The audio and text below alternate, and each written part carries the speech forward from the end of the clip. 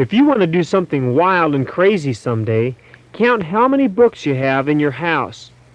You probably have both hardback and paperback. A fun idea would be to have some friends and have a contest to see who has the most books. Or maybe do some book trading. Where did so many books come from? There's one book which you probably have more than just one. Can you guess which one? Well, if you guessed the Bible, you guessed right. If the government arrested people for having Bibles in America, there wouldn't be enough jails to hold all the owners. They would probably get me first because I collect Bibles. I have about 30 Bibles of all sorts in my house. Today in America, even though people don't seem interested in the Bible, it still sells more books than any other books published and printed.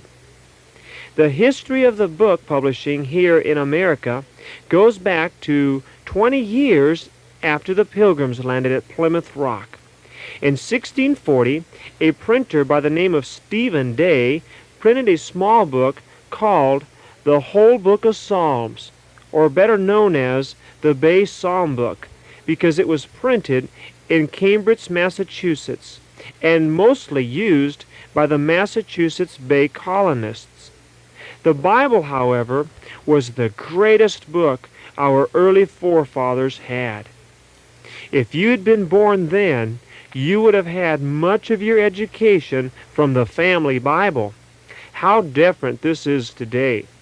I guess because we have so many Bibles, we don't seem to appreciate them or read them as much as we should.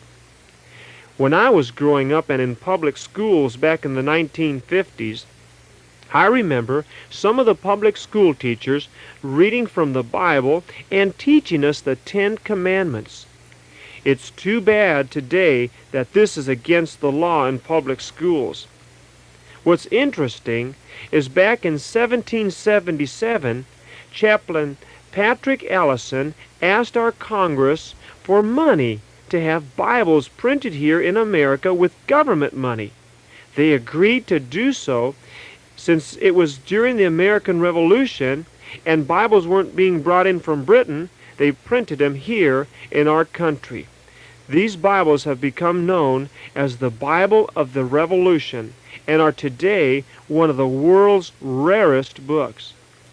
King David, the giant killer, and the second king of Israel thought a lot about God's Bible.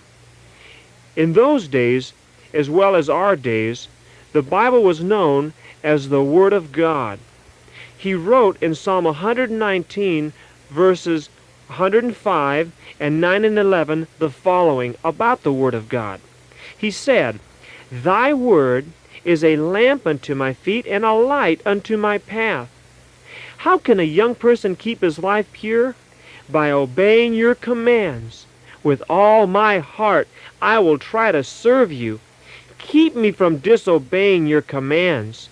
Your word I have hid in my heart, that I might not sin against you. Yes, sir, little pilgrims, right there in your own house you have the greatest book of all times, the Bible. Now read it and memorize it. Maybe this little song will help you to want to read the Bible. The Bible, that's the book for me. I stand alone on the Word of God. The Bible, the Bible, that's the book for me. I sit alone on the cornerstone. The Bible, the Bible, and a light unto my path.